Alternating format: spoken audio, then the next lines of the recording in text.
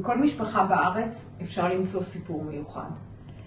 מה שאני יודעת לעשות זה להפוך את הסיפורים האלה לספר עבורכם. סיפורים שהתחילו בדור מייסדים בחוץ לארץ עם העלייה לארץ, ימים קשים של מלחמות, ימים טובים של שמחות, סיפורים צבעוניים שמחברים את כל המשפחה לגוף אחד. וספר כזה שהגודל שלו, הצבע שלו, הכריכה שלו, הכל הופך לספר אמן ייחודי. הוצאה לאור של ספר משפחה כזה זאת הזדמנות לבשל סיפור עם מורשת. ויש הרבה דוגמאות. יש גם ספרים שמודפסים כספרי מתנה לחברים קרובים לימי הולדת. ברכות עם תמונות של אנשים קרובים, זה מתנה מאוד מרגשת. יש ספרי זיכרון של אנשים שהיו ואינם לידינו, ואנחנו מספרים את הסיפור חיים שלהם שישאר.